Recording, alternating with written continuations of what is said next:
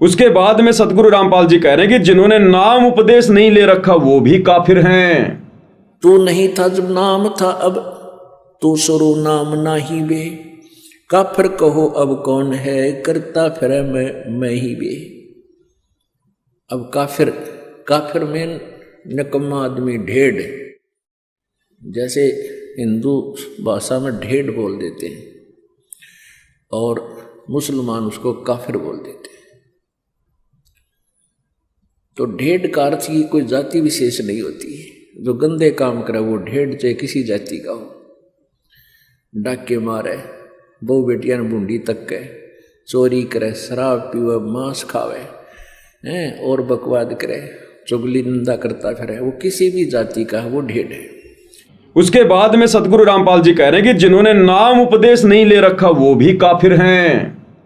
अब इनमें से तो किसी ने भी नाम उपदेश नहीं ले रखा, और जो नाम उपदेशी नहीं है वो ढेड़ है, वो काफिर है। और सतगुरु ने तो उसको गधा बताया, गधा। उनकी वाणी है कि भक्ति बिना नर और खर एक है। नर यानी इंसान और खर यानी गधा, यानी जो व्यक्ति सत भक्ति नहीं करता। और सत भक्ति आपको पता है आज पूरे विश्व में केवल सतगुरु रामपाल जी के पास है। तो भक्ति बिना नर और खर एक है, जिन हर पद नहीं जाना और पूर्ण ब्रह्म की परख नहीं रे, पूज मरे पाषाणा। तो जिन्होंने उपदेश नहीं ले रखा वो तो गधे की श्रेणी में है, ढेड़ की श्रेणी में है, काफिर की श्रेणी में है, नीच की श्रेणी में है। दर्शकों, ये बातें मैं कोई अपनी तरफ से नहीं बोल रहा हूं, सतगुरु रामपाल जी ने खुद अपने भक्तों को दिशा निर्देश दिए हुए हैं। काफिर के अंग में आप YouTube पर जाकर सर्च कीजिए, काफिर का अंग, 1 घंटा 40 मिनट का सत्संग है। ये सारी बातें सतगुरु रामपाल जी ने आदरणीय गरीबदास जी की वाणियों से बिल्कुल क्लियर कर रखी है। अब लास्ट में मैं आपको छोटा सा एक वीडियो दिखाऊंगा जो काफी होगा आप लोगों के लिए, और आप लोग समझ जाएंगे कि ये मान सम्मान सतगुरु रामपाल जी का जो किया गया है, सतगुरु रामपाल जी से कितने जो है वो प्रसन्न होंगे। अंत में काफिर के अंग में सतगुरुदेव जी ने बताया कि हुक्का बीड़ी पीने वाला, तमाकू पीने वाला भी काफिर है, ढेड़ है, नीच है। अब भाइयों और बहनों, हरियाणा की खाप पंचायत के जितने भी लोग आए हैं सतगुरु का सम्मान करने के लिए, हुक्का तो इनका दादा लाई है, दादा लाई। हुक्के के बिना तो इनकी पंचायतें शुरू नहीं होती। हुक्का तो इन लोगों का कभी ठंडा ही नहीं होता। ये तो तमाकू के यार हैं।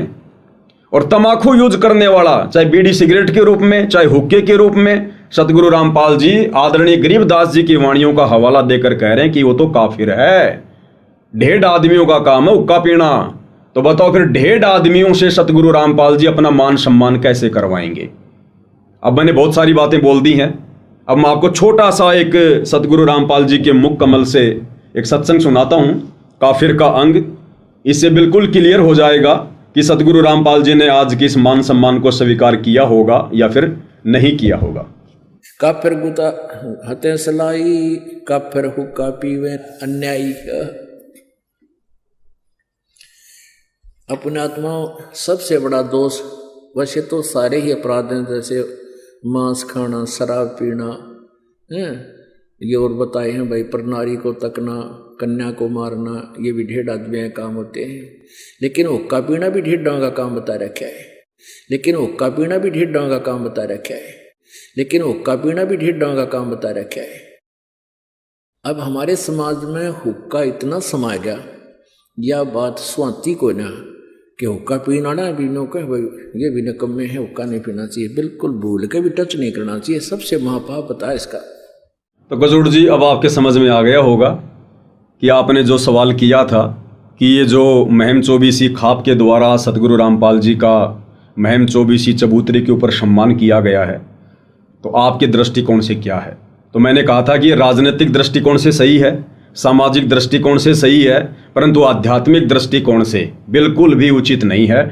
आध्यात्मिक दृष्टिकोण यानी सतगुरु रामपाल जी का भक्ति विधान, और आप जी ने उनके मुख कमल से सुन लिया, ये प्रमाण आपके सामने है। अब हुक्का तो बिल्कुल दादा लाई है, दादा लाई।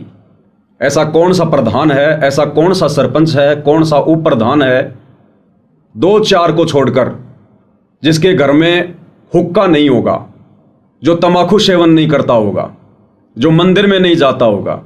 तो बताइए फिर ऐसे काफिर लोगों का भला सतगुरु रामपाल जी कैसे मान सम्मान स्वीकार करेंगे?